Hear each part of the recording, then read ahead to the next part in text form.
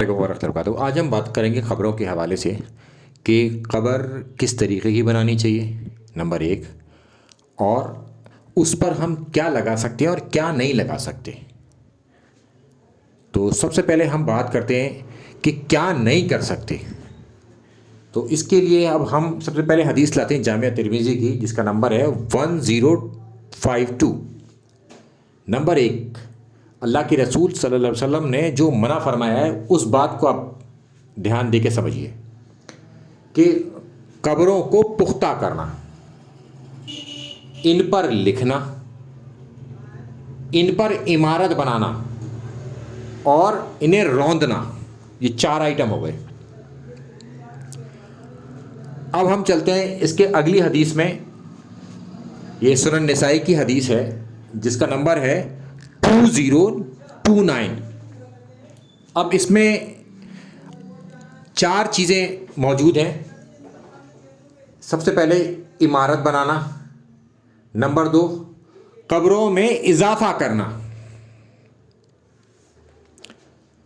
Number 3 قبروں کو پختہ کرنا، یعنی کہ اس میں اضافہ بھی کوئی نہیں کر سکتے اور انہیں پکا بھی نہیں کر سکتے، اور نمبر 4 ان پر لکھنا۔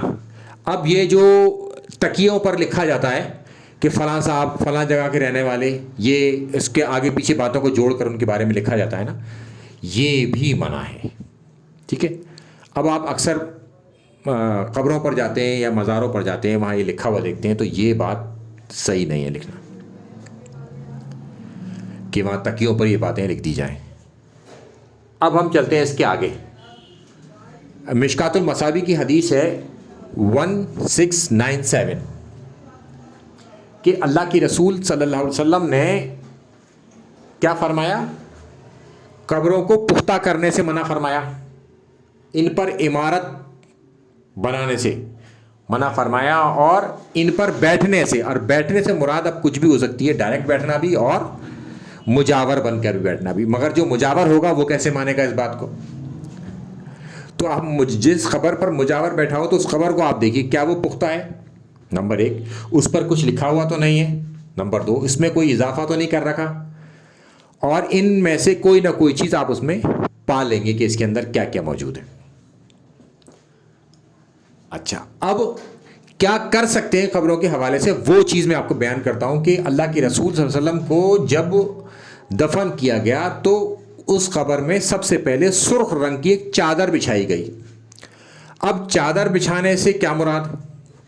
چونکہ کچھ لوگوں کا یہ کہنا ہے کہ وہ یہ کہتے ہیں کہ قبر رسول صلی اللہ علیہ وسلم، جس پر اللہ کے رسول صلی اللہ علیہ وسلم کی جسم مبارک چھلا ہوا ہے جس مٹی پر، وہ مٹی جو ہے عرش سے، اللہ کے عرش سے افضل ہے اور خانہ کعبہ سے بھی افضل ہے، مگر اللہ کے رسول صلی اللہ علیہ وسلم کا جسم مبارک تو قبر کی مٹی سے چھل ہی نہیں رہا، چونکہ اس میں تو سرخ چادر بچھی ہوئی ہے، پھر اس کے اوپر اللہ کے رسول صلی اللہ علیہ وسلم کا کفن ہے، پھر اس کے اندر اللہ کے رسول صلی اللہ علیہ وسلم ہے، وہ ڈائریکٹ کسی چیز کو نہیں چھو رہے، تو یہ عقیدہ بھی یہاں سے ختم ہو جاتا ہے کہ خانہ کعبہ سے افضل ہے اور عرش سے بھی افضل ہے۔ اب ہم چلتے ہیں اس کے آگے کہ جب اللہ کے رسول صلی اللہ علیہ وسلم کسی مردے کو دفن کرتے تو یہ دعا پڑھتے، بسم اللہ وعلی سنتی رسول اللہ صلی اللہ علیہ وسلم۔ اس کا مطلب کیا ہے؟ اللہ کے نام سے شروع، یا شروع اللہ کے نام سے، اور رسول اللہ صلی اللہ علیہ وسلم کے طریقے پر یہ دفن کرنے کا معاملہ ہے، یہ دعا پڑھ کے آپ دفن کریں۔ اب ہم چلتے ہیں اس کے آگے کہ اللہ کے رسول صلی اللہ علیہ وسلم کے سامنے ایک صحابی کی وفات ہو گئی، ان کی قبر بنائی گئی اور انہیں اس میں دفن کیا گیا، تو اللہ کے رسول صلی اللہ علیہ وسلم نے وہاں پر ان کے سرہانے ایک بڑا پتھر رکھوایا جس سے وہ ان کی قبر کو پہچان سکیں اور وہاں دفن ہونے والے باقی لوگوں کی اس سے نشاندہی ہو جائے، یعنی کہ ایک نشان پتھر کا اس قبر کے لیے بھی اور وہاں آس پاس جو دفن ہونے والے لوگ ہوں گے ان کے لیے بھی نشاندہی ہو جائے گی۔ تو بس آپ یہ کر سکتے ہیں، نشاندہی کے لیے قبر پر پتھر لگا سکتے ہیں۔ مگر اس پہ کچھ لکھ نہیں سکتے، لکھنے کے لیے پہلے ہی منع کر دیا گیا۔ اب ہم چلتے ہیں اس کے آگے کہ اللہ کے رسول صلی اللہ علیہ وسلم نے فرمایا کہ ان کا گزر ہوا 2 قبروں کے پاس سے، تو وہ 2 قبروں میں عذاب ہو رہا تھا، ایک شخص کو چغلی کی وجہ سے اور دوسرے شخص کو پیشاب میں احتیاطی نہ برتنے کی وجہ سے۔ ان کے بارے میں اللہ کے رسول صلی اللہ علیہ وسلم نے دعا کی اور ایک گیلی ٹہنی اس کے 2 ٹکڑے کر کر آدھی ایک قبر پر آدھی دوسری قبر پر لگا دی، اور یہ فرمایا کہ جب تک یہ ٹہنیاں ہری رہیں گی تب تک ان کا عذاب ہلکا کر دیا جائے گا، یعنی ختم نہیں ہوگا، ہلکا ہوگا۔ اب یہ قبریں تھیں کس کی؟ اللہ کے رسول صلی اللہ علیہ وسلم کے زمانے میں کوئی شخص فوت ہوا ہو اور اللہ کے رسول صلی اللہ علیہ وسلم نے جس کے بارے میں دعا کی ہو، یعنی کہ کنفرم وہ مسلمان تھا، کیونکہ مسلمان کے لیے ہی دعا کی جا سکتی ہے مرنے کے بعد، کسی غیر مسلم کے لیے آپ مرنے کے بعد دعا نہیں کر سکتے، تو لہٰذا وہ لوگ جو تھے وہ مسلمان تھے اور اللہ کے رسول صلی اللہ علیہ وسلم کے زمانے کے لوگ تھے، تو ان کے بارے میں لوگ اب طرح طرح کی باتیں کریں گے کہ وہ یہ تھے، وہ تھے، وہ صحابی تھے، وہ دونوں ہی صحابی تھے، ان کی قبریں وہاں تھیں اور ان کے لیے اللہ کے رسول صلی اللہ علیہ وسلم نے دعا کی، تو لہٰذا وہ مسلمان بھی تھے، وہ غیروں کی کسی کافر کی قبریں نہیں تھیں، وہ مسلمانوں کی قبریں تھیں، اور وہ بھی مسلمان صحابیت والے، ٹاپ کلاس کے مسلمان۔ لہٰذا اب ہم اس سے یہ بات پکڑیں گے کہ چغلی کرنے پر اور پیشاب کے معاملے میں احتیاط نہ برتنے پر صحابہ پر عذاب قبر ہو رہا ہے، تو ہماری تو حیثیت ہی کیا؟ تو ہمیں ان تمام چیزوں سے بچنا چاہیے، چھوٹی چھوٹی باتوں سے پکڑ ہوتی ہے۔ اب ہم چلتے ہیں اس کے آگے کہ اللہ کے رسول صلی اللہ علیہ وسلم کی قبر مبارک کتنی بڑی تھی یا کتنی اونچی تھی، تو وہ اونٹ کی کوہان جتنی اونچی تھی جو اونٹ کا کب ہوتا ہے۔ اب اس میں بحث ہونے لگی کہ وہ اتنا تھا کہ وہ اتنا تھا کہ وہ اتنا تھا، اب اس کا حل بھی موجود ہے کہ وہ کتنی تھی، کہ اللہ کے رسول صلی اللہ علیہ وسلم اور ان کے ساتھ حضرت ابوبکر حضرت عمر کی قبروں کو جب دیکھا گیا تو نہ تو وہ زمین کے برابر تھیں اور نہ زمین سے زیادہ اونچی تھیں، یعنی کہ ہلکی سی اونچی تھی، یعنی کہ یہ پتہ لگ رہا تھا کہ یہ 3 قبریں ہیں، اتنی اونچی تھی صرف کہ بس یہ پتہ چل جائے کہ یہ قبر ہے، زمین کے برابر نہیں تھی وہ اور نہ ہی اونچی تھی، بس یہ پتہ چل رہا تھا یہ قبر ہے۔ تو قبر بنانے کا یہ ایک طریقہ ہے کہ وہ اتنی اونچی ہو کہ بس دکھے کہ یہ قبر ہے، زمین سے اونچی نہیں ہونی چاہیے بہت زیادہ، زمین کے برابر نہیں ہونی چاہیے، بس تھوڑا سا اٹھان ہو اس کے اندر جس سے یہ پتہ چل جائے کہ یہ قبر ہے۔ اچھا، اس کے اوپر کنکریاں بھی تھیں، تو اب آپ قبر کیسے بنائیں گے؟ بھائی اتنی اونچی ہو کہ جو پتہ چل جائے کہ یہ قبر ہے، زیادہ اونچی نہ ہو ایک بات، اور زمین کے بالکل برابر بھی نہ ہو، اور اس پر آپ کنکریاں ڈال سکتے ہیں۔ اور کنکریاں ڈالنے کا جو کانسیپٹ اس زمانے میں تھا وہ یہ تھا کہ وہ مٹی بہہ نہ جائے، تو اس سے جمی رہتی تھی مٹی۔ اچھا، اب آپ یہ دیکھیں، یہ ہیں وہ قبریں کہ یہ دیکھ رہے ہیں آپ، ان کی اونچائی اتنی ہے کہ بس یہ پتہ چل رہا ہے کہ یہ قبریں ہیں، اور یہ پوری قبر پہ بھی پوری طرح سے اونچائی نہیں ہوتی، زیادہ تر فلیٹ ہی ہوتی ہے، تھوڑی سی بیچ میں کہیں اٹھی ہوئی ہوتی ہے، اور پتھر لگا ہوا ہے قبروں کے ساتھ، تو یہ ایک قبر پہ بھی ایک پتھر لگا سکتے ہیں، اور کئی قبروں کی نشاندہی کے لیے بھی ایک پتھر لگایا جا سکتا ہے کہ بس یہ نشاندہی کہ یہاں پر ہمارے لوگوں کی یا ہمارے رشتہ داروں کی قبریں موجود ہیں۔ اچھا، اب ہم اس کے آگے چلتے ہیں کہ کنکریاں ڈالنے سے کیا مراد ہے۔ اب اس کو کلوز میں جب آپ فوٹو دیکھیں گے تو کنکریاں اس طریقے سے اس میں پڑی ہوتی تھی، اب اس سے بھی آپ دیکھ رہے ہوں گے کہ یہ زمین کے برابر بھی نہیں ہے اور مگر اونچی بھی نہیں ہے، بس یہ لگ رہا ہے کہ یہ قبر ہے، کنکریاں اس قدر اس پہ بچھی ہوئی ہیں۔ اب ہم چلتے ہیں کہ قبر کیسی ہونی چاہیے، کہ قبر جو ہے بغلی بھی ہو سکتی ہے اور اس کے اندر چنائی بھی کی جا سکتی ہے، مگر نیچے والا حصہ وہ کچا ہی رہے گا دیواروں کو چنائی کے لیے، کیونکہ بہت ساری جگہ پر آپ دیکھیں گے ملیشیا انڈونیشیا میں بھی جو کوسٹل ایریا میں، تو وہاں قبریں دھسک جاتی ہیں، تو لہٰذا وہ انہیں پکا کر لیتے ہیں دونوں طرف سے، یعنی کہ چاروں طرف سے وہ پکا کر لیتے ہیں، نیچے سے وہ کچی ہی رہتی ہے تاکہ وہ دھسک جاتی ہے مٹی کو. بہرحال کوئی عام جگہ پر بھی پکا کرنا چاہے تو وہ کر سکتا ہے. اب وہ قبر کیسی ہے؟ یہ جو پہلی والی ہے جس پہ لکھا ہے اللحد، یہ بغلی قبر ہے، ٹھیک ہے. تو یہ اللہ کے رسول صلی اللہ علیہ وسلم کی بغلی قبر تھی. اس میں جو آپ کو وائٹ سا ایک کپڑا دکھ رہا ہے، یہ جو کپڑا ہے یہ کفن کا کپڑا ہے، تو لہٰذا کفن کے کپڑا جو دکھ رہا ہے یہ بغلی قبر ہے. اور دوسری والی جو عام طور پر یہاں پر قبر ہوتی ہے جس پر لکھا ہے الشقا، الشق، تو یہ عام والی قبر ہے جو عام طور پر یہاں پر خبریں ہوا کرتی ہیں.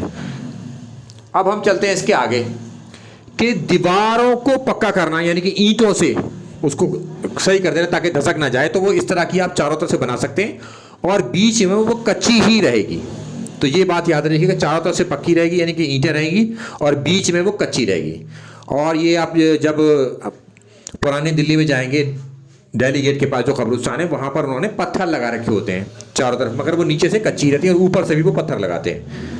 تو یہ آپ کر سکتے ہو. اور اس خبر میں بھی آپ نے دیکھا ہوگا، دیکھیے اوپر بھی ایک پتھر لگا ہوا ہے، تو لہٰذا علاقے کے اعتبار سے لوگوں نے ان کو آئیڈینٹیفائی کر رکھا ہے، تو یہ آپ کر سکتے ہیں.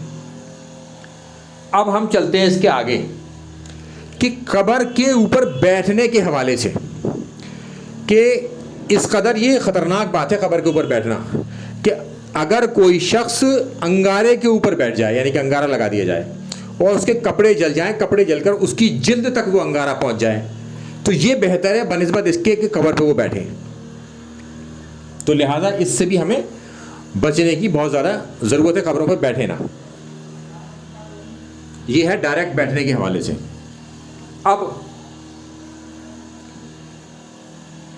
اس کے آگے اللہ کے رسول صلی اللہ علیہ وسلم کے حوالے سے بات بتائی جاتی ہے کہ ہر مورتی کو توڑنے کے لیے حکم ہے اور ہر اونچی قبر کو برابر کرنے کا حکم ہے. اب جن لوگوں کو مزاروں پہ جو بیٹھتے ہیں مجاور، وہ اب اس بات سے پریشان ہو جاتے ہیں کہ ہماری خبر بھی برابر کرنے کا حکم ہے، تو وہ یہ کہنے لگتے ہیں کہ یہ حکم جو تھا کافروں کے لیے تھا، مسلمانوں کے لیے نہیں. مسلمان تو اپنی خبروں کو اونچا کر سکتا ہے، ان کی خبریں نیچے نہیں کری جائیں گی. تو یہ اس میں کہاں لکھا ہوا ہے کہ مسلمان اونچی خبر بنائے گا اور کافروں کی اونچی خبر الاؤ نہیں ہے. خبروں میں اضافہ کرنا، انہیں اونچا کرنا تو ویسے ہی منع ہے، چونکہ وہ اتنی اونچی ہونی چاہیے کہ بس وہ پتہ لگے کہ یہ خبر ہے، زمین کے برابر بھی نہ ہو اور بہت اونچی بھی نہ ہوگی. تو پہلے ہی ہم نے حدیث بتا دی، آپ کے ڈسپلے پر بھی آ گئی وہ، جس سے آپ کو یہ تمام چیزیں پتہ چل گئیں. لہٰذا جس بات کی ممانعت کافروں کے لیے ہے وہ مسلمانوں کو پرمیشن نہیں ہو سکتی اس بات کی، کہ مسلمانوں کے لیے ایک الگ قانون کہ مسلمان تو کسی کا قتل کر سکتے ہیں مگر کافر کسی کا قتل نہیں کر سکتے. یہ کیسے ہو سکتا ہے؟ تو جو چیز کافروں کے لیے منع ہے، جو اسلام بھی نہیں لائے، غیر مسلم ہیں، تو کیا وہ چیز مسلمانوں کے لیے الاؤ ہو سکتی ہے کہ تم یہ کر سکتے ہو؟ تو یہ اپنی عقل پر بس ماتم کرنے کی ضرورت ہے ان لوگوں کو جو لوگ یہ کہتے ہیں کہ یہ حکم صرف کافروں کی قبروں کے لیے ہے، مسلمانوں کی قبروں کے لیے نہیں ہے. لہٰذا کسی چیز کی ممانعت اگر کافروں کے لیے ہے تو یہ بالکل ایکسیپٹیبل ہے کہ وہ مسلمانوں کے لیے بھی اس چیز کی ممانعت ہے کہ وہ بھی یہ کام نہیں کر سکتے. ورنہ کوئی کافر کھڑے ہو کے نہیں کہے گا کہ تم تو یہ کر سکتے ہو اور ہم یہ کام نہیں کر سکتے. پھر عدل انصاف کہاں رہا؟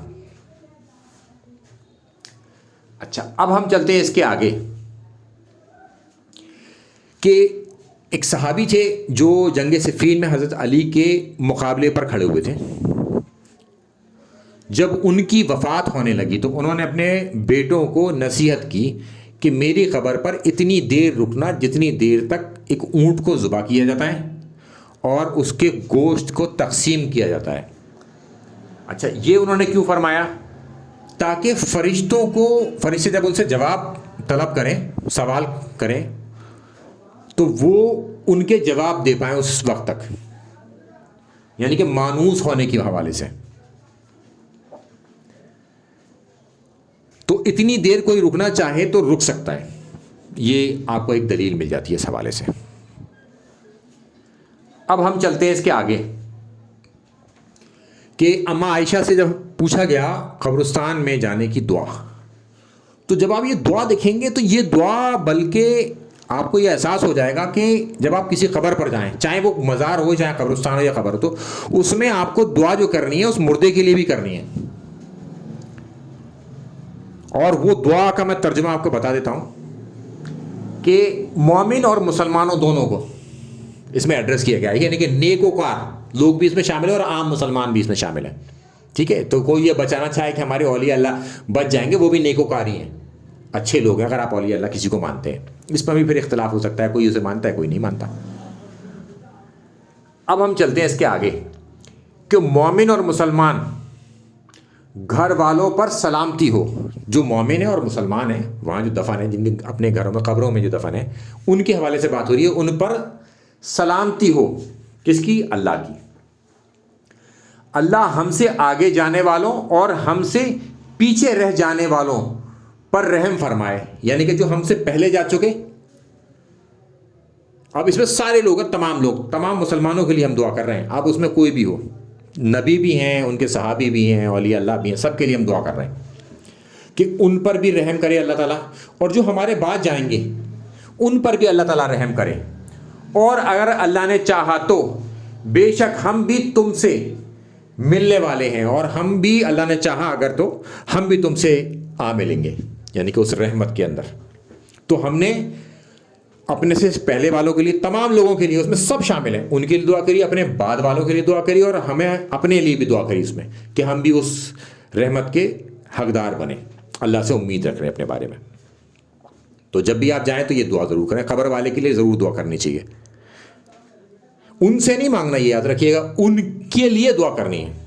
جب اللہ کے رسول صلی اللہ علیہ وسلم کی قبر پر بھی جاتے ہیں نا تو پڑھتے ہیں السلام علیکہ یا رسول اللہ صلی اللہ علیہ وسلم. ان کے سلامتی کی دعا تو ہم اپنے نبی کو بھی دیتے ہیں، تو عام قبر والوں کو بھی دیں گے، مگر ان سے کچھ نہیں مانگنی ہے.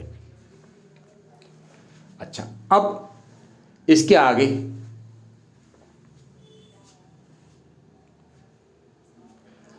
ان عورتوں پہ لعنت کی گئی جو عورتیں کثرت کے ساتھ قبروں پر جاتی ہیں. اچھا، اب اس سے کیا مراد ہے وہ آپ سمجھ لیں کہ کثرت سے جانا، کوئی یہ کہے کہ میں تو ایک دن میں 5 بار جاتی ہوں، اب میں 1 بار جایا کروں گی، یعنی کہ روز 1 بار جایا کروں گی. یہ تو کثرت نہیں ہوئی، یہ تو ایک ہی بار ہوا ایک دن میں. کوئی کہے کہ میں مہینے میں 1 بار جاؤں گی، کوئی کہہ رہی ہے عورت کہ میں ہفتے میں 1 بار جاؤں گی، کوئی کہہ رہی ہے کہ میں سال میں 1 بار جاؤں گی. تو یہ ہمیں پکڑنے پڑے گا بات اماں عائشہ سے کہ وہ کیا سمجھتی ہیں کثرت سے جانے کے حوالے سے. تو اماں عائشہ فرماتی ہیں اور اپنے بھائی کی قبر پر جاتی ہیں. ٹھیک ہے، اور وہ یہ کہتی ہیں کہ اگر تم میرے سامنے دفن ہوئے، مطلب انتقال ہوا ہوتا تمہارا، تو میں تمہاری قبر کی زیارت کے لیے نہ آتی. سخت جملہ ہے. اگر تمہارا انتقال میرے سامنے ہوا ہوتا تو میں تمہاری قبر پر نہ آتی، کیونکہ تمہارا انتقال میری غیر موجودگی میں ہوا ہے، یعنی کہ میں وہاں موجود نہیں تھی، لہٰذا اس لیے میں آئی ہوں. تو اس سے ہی ہمیں رزلٹ پکڑنا پڑے گا کہ اماں عائشہ کیا فرما رہی ہیں، وہ بھی اپنے بھائی کے بارے میں، کہ عورت کتنی بار جا سکتی ہے. وہ گئیں اور 1 بار گئیں، اور 1 بار میں بھی انہوں نے بتا دیا کہ ورنہ آتی نا میں، اگر تم میرے سامنے فوت ہوتے، یعنی کہ انتقال ہوتا تمہارا، چونکہ میرے پیچھے ہوا ہے لہٰذا اب میں آئی ہوں. اس میں ہم نے کیا سیکھا؟ ہم نے سیکھا کہ قبر پر کیا کیا جا سکتا ہے. ہری ٹہنی لگائی جا سکتی ہے، ایک پتھر لگایا جا سکتا ہے جس پر کچھ لکھا نہ ہو نشانی کے طور پر. ٹھیک ہے، قبر کی اونچائی کتنی ہونی چاہیے؟ بس اتنی کہ وہ لگے کہ وہ قبر ہے، زمین کے برابر بھی نہ ہو اور اونچی بھی نہ ہو. اس پر کنکریاں ہم رکھ سکتے ہیں. اچھا، قبر کے اندر ہم بغلی اور ڈائریکٹ یہ جو قبریں ہیں وہ دونوں بنا سکتے ہیں، اور اس کے اندر چنائی ہو سکتی ہے. تو ان تمام باتوں کا ہم خیال رکھیں، اور انشاءاللہ اپنے لوگوں کو جب ہم دفن کریں گے تو ان باتوں کا خیال رکھیں گے اور اس پر عمل کرنے کی کوشش کریں گے. کوئی اس کے مخالف بات کرے گا تو ہم نے دلیل اس ڈسکرپشن باکس کے اندر بھی لگا دیں گے، جہاں سے آپ اسکرین شاٹ لے کر ڈسپلے سے بھی اسکرین شاٹ لے سکتے ہو اور وہاں سے ڈسکرپشن باکس میں سے بھی آپ لکھ سکتے ہیں، تو وہاں ہم لگا دیں گے، وہاں سے آپ آدمی تک اپنی بات پہنچا دیں. کوئی اگر مانے تو ٹھیک، نہ مانے تو آپ کو دروغہ نہیں بنایا گیا، آپ کا کام ہے بس اس تک بات کو پہنچا دینا. السلام علیکم ورحمۃ اللہ وبرکاتہ.